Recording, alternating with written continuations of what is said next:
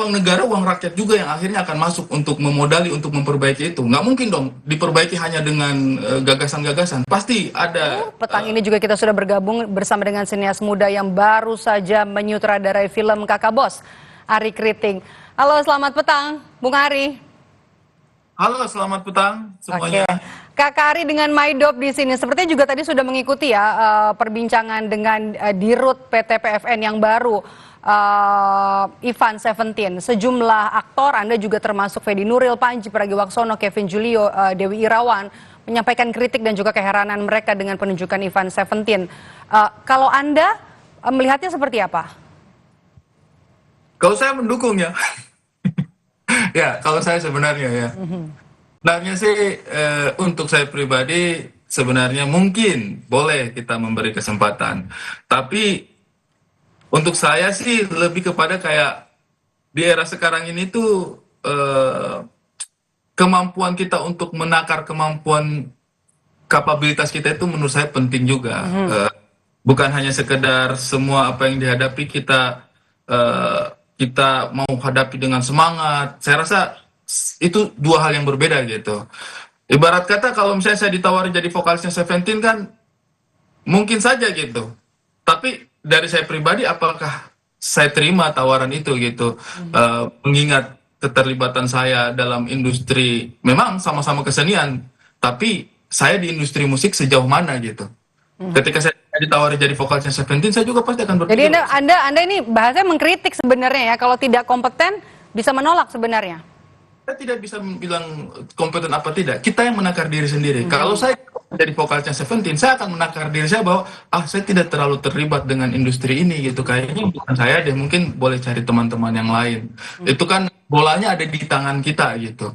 Takarannya ada di tangan kita. Nah, saya itu tidak bisa mengintervensi dan juga nyebrang ke wilayah itu karena yang bisa menakar dirinya sendiri adalah Bang Ivan sendiri gitu. Seberapa optimis dan seberapa dia merasa mampu membawa PFN ini ke tahap selanjutnya, yaitu beliau sendiri. Nah, di saat juga kita harus melihat bahwa PFN ini sebenarnya memang adalah sebuah perusahaan milik negara gitu.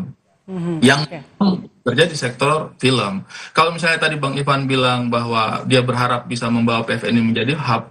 Nah, sejak 10 tahun yang lalu juga upaya untuk bisa mengkolaborasikan berbagai macam pemangku kebijakan dalam industri perfilman ini sudah dilakukan lewat Bekraf juga, lewat kementerian lewat berbagai kementerian juga. Salah satunya saya ingat itu Bekraf. Bekraf dulu itu pernah berusaha memformat dirinya itu untuk menjadi salah satu hub yang menghubungkan antara pelaku industri film, produser dengan pemilik modal gitu. Kemudian film ini ingin diarahkan untuk berkontribusi real terhadap pembangunan. Salah satunya sektor pariwisata. Waktu itu kolaborasinya antara Kementerian Pariwisata dengan Bekraf waktu itu pernah ada program. Tapi Kakak Arie, maaf saya potong nih. Sebenarnya ada banyak juga mungkin publik yang tidak tahu atau apa itu PT PFN. Sebenarnya seberapa penting, seberapa besar, signifikan peran PFN bagi industri film di Indonesia? Ya, artinya kehadiran negara ini sudah beberapa kali diupayakan lewat Bekraf, lewat kementerian itu sudah beberapa kali diupayakan. Nah, sementara PFN ini kan sebenarnya positioningnya itu kan sebenarnya sebagai sebuah perusahaan gitu, sebagai sebuah perusahaan. Dan kalau kita tinjau ke belakang ya memang PFN tuh mengalami banyak sekali kerugian gitu. Kalau Bang Ivan tadi bilang bahwa PFN ini tidak seperti BUMN yang dibayangkan orang-orang bahwa keuntungannya besar kemudian dan lain sebagainya, memang benar gitu. Tapi untuk memajukan sebuah perusahaan itu kan kita harus sadar dengan kapabilitasnya gitu. Ketika bicara sektornya adalah industri film, bagaimana powernya dalam menghimpun sinias-sinias mungkin atau elemen-elemen yang dirasakan dibutuhkan untuk membangun PFN ini seberapa besar untuk bisa hadir di situ gitu loh. Membangun komunikasi, karena ini kan masalah komunikasi. Kalau sejak awal aja komunikasinya sudah dengan orang-orang yang menurut saya dalam tanda kutip punya kapabilitas di industri perfilman, sejak awal saja komunikasinya udah ada kendala gitu, ke depannya akan seperti apa. Kalau misalnya disebutkan tadi di jajaran direksi dan komisaris juga ada yang dari industri perfilman, menurut saya sih memang ada representasi itu. Tapi bagi saya posisi direktur utama itu menurutku ya itu memang bayanganku adalah orang yang punya kapabilitas dalam menteri. Jadi menurut jadi menurut Kakak Ari ini jadi pemilihan Ivan Seventeen ini karena apa? Kemampuan atau kemudian kedekatan atau balas jasa? Nah, kalau untuk saya sih saya tidak mengerti ya. Maksudnya itu motivasi yang diturunkan untuk memilih itu motivasinya itu apa itu saya tidak berani menjustifikasi itu. Cuma pribadi sih kalau saya ini ya, kalau dari sudut pandangnya saya betul diserahkan sebuah kepercayaan itu betul adalah sebuah tantangan, adalah sebuah amanah untuk kita. Tapi lebih daripada itu menyadari kapabilitas kita itu adalah sesuatu yang beda lagi gitu loh. Ada bolanya itu ada di tangan kita juga gitu loh.